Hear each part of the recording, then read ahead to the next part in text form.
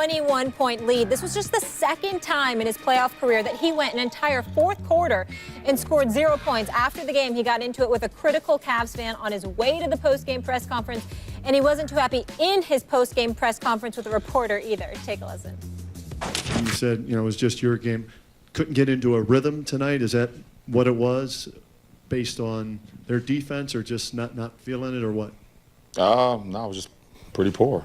I mean, what do you want me to say? Yeah. Seemed like you only ask questions when we lose. It's a weird thing with you, Kenny. Always come around when we lose, I swear. Yeah, okay. Stephen A., what does this say about Salty. LeBron? A little salty. He's a little salty. I mean, he had a bad performance. He knows that. And a reporter was asking about him. And I really, even though it was a bit sensitive, I don't blame him from the perspective that he said the reporter's name. That means he knows the guy. He's very familiar with the guy. And there's some history there. That makes sense, as opposed to somebody going at a reporter, that's hardly ever around, that's just asking an innocent question, doing his job. He said the reporter by name. He noticed that the reporter asks questions when he loses, as opposed to all the time. I mean, there's credence to that argument. And I think that I'm certainly not going to nitpick. Is he a bit sensitive? Fine. Was he a bit salty? Yes. Was he justified? Yeah, because he did acknowledge that he had a bad game. He didn't make any excuses for it or anything like that. And more importantly, again, he said the guy by name, and obviously he knows who the guy is that he was talking to and that he was talking about. And more importantly, I didn't find anything remotely disrespectful about it. In fact, he sounded factual. Not that I know whether it was factual or not, because I'm not at every game, but he said, quote, you're always asking questions when we lose. You never ask questions when we win.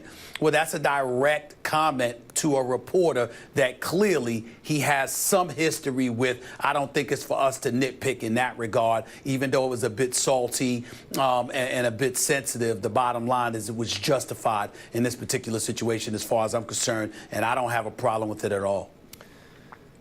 Yeah, LeBron did seem salty, and it kind of dampened my conspiracy theory, which was that LeBron used Game 3 the way he used that game in Toronto last season, Stephen A., to get Kevin Love going. I thought maybe he kind of pulled back a little bit to see what these guys could do if he pulled back a little bit.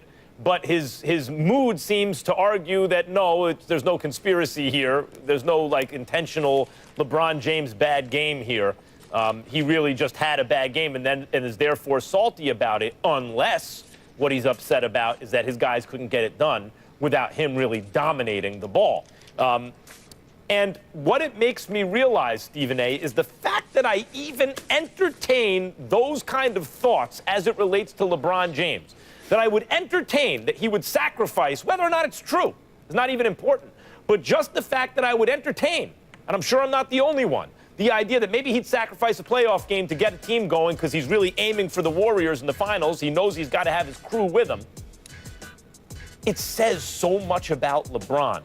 I was watching the post game yesterday. It says he's operating on such a different level than everyone else. It says he's the greatest player since Michael Jordan, pretty clearly. And that includes Shaq, and that includes Duncan, and that includes Kobe. In fact, watching Shaq after the game, I was struck with the thought. And look, in my lifetime, Magic, Bird, amazing, Kobe, Duncan, Olajuwon, all great players. But there was Jordan, and now there's LeBron, and in between there was Shaq, right? Those were the different level dominant, there's nothing you could do. Their playoff numbers and wins were so ridiculous, it almost mocked the league. And I thought, Shaq wasn't as great as LeBron. And if they were both in the league right now or even back then, no one would take Shaq over LeBron. Now think about that for a second. LeBron is operating on a level and has a position in basketball that in my lifetime only Michael Jordan has. Remember when the rumor used to be, the old rumor in the NBA used to be, yeah, Jordan threw that game because the league wanted it to go 6 games or 7 or whatever it was. Fans used to say that to each other all the time because Jordan was so much better than everyone else. If he had a bad game, which almost never happened in the playoffs, or his team lost, they went to these kind of paranoid conspiracy ideas in their mind. That's where I go to with LeBron James. That's what it made me think of. That he did it on purpose, that he somehow had another reason for doing it because he's been that dominant. You said what you get from it, the fact that you think along those lines. My response would be the fact that you're thinking along those lines is all the proof that I need that he doesn't deserve to be mentioned in the same sentence as Michael Jordan. Because even while Michael Jordan was helping to bring dudes along, he didn't cost himself games in order to do it, particularly during the postseason. That did not happen.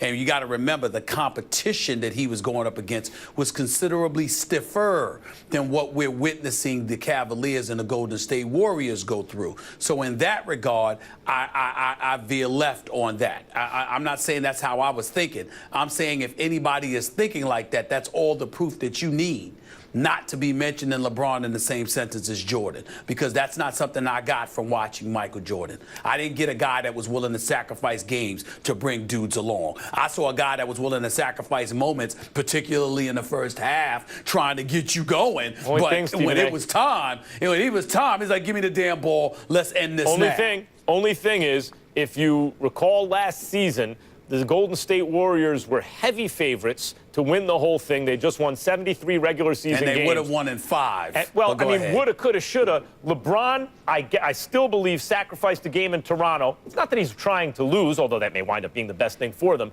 It's that he needed Kevin Love along with him. He knew if Kevin Love is just a bum, we're not going to have a chance against Golden State. And Kevin Love wasn't great in the finals, but he was closer to his real self than he had been. And I look at that game in Toronto as the turning point. And in the end, who cares how you get it done, what playoff games you win or lose? What we remember is who won the chip. And LeBron got his crew together and won the chip last year. I think that's what he's trying to do this year. Or even the fact that I would imagine it's possible tells you what you need to know about LeBron. And Max, you obviously just alluded to the fact I don't look at it that way, but let's move on. I don't look at it that way, though, but let's move on. This could potentially be a good thing. We've seen it many times in all sports. Sometimes a crushing, unexpected loss is a positive for a team that's been smooth sailing. Here's LeBron on last night's debacle potentially being a blessing in disguise. I feel some adversity is all part of postseason. I feel like you have to have some type of adversity in order to be successful. And so I'm glad if it was going to happen, let it happen now. Let us regroup. Let us regroup, and all the narrative and everything that was going on, let's regroup and let's get back to playing desperate basketball, which they did tonight. So we gotta be a lot better for sure. Stephen A., will LeBron benefit from last night's so-called adversity? Sure he will, if the Max Kellermans of the world and others are allowed to, their voices are allowed to reverberate, significantly. But that will not happen, not as long as I'm breathing and I'm on national television. I'm not getting caught up in the sauce. I said it on SportsCenter, I said it leading into the show, and I'll say it again. No excuses. No excuses. See, this is what's going on here right now, Max Kellerman. Sit back and take notes on this one. I want you to listen to what I'm about to say to you, Max. This is very, very, very important.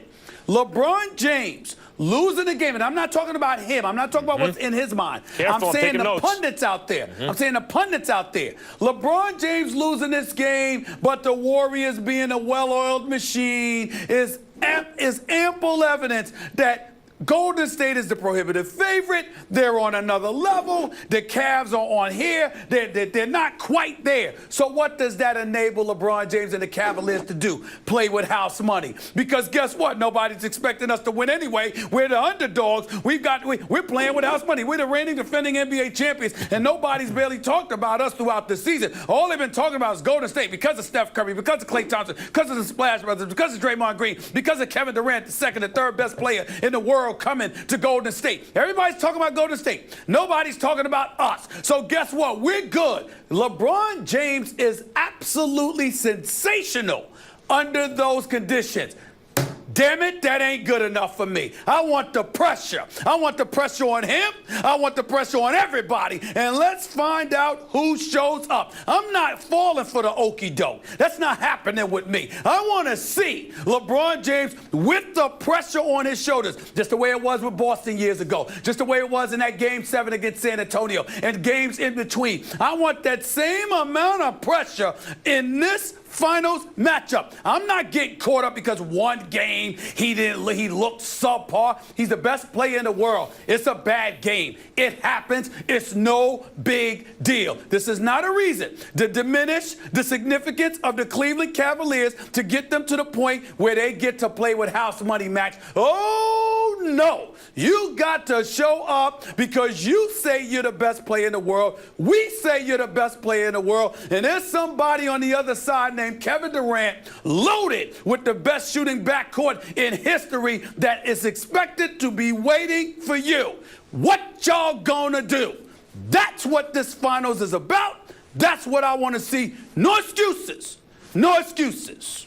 Look, you're right in the way history is going to record this, right? Years from now, the details will get washed away, and what we will remember is the two super teams slugged it out in the rubber match in the trilogy. Who won it, period. No one's going to want to hear from LeBron, who's the best player in the world by far, by so much it's not worth talking about.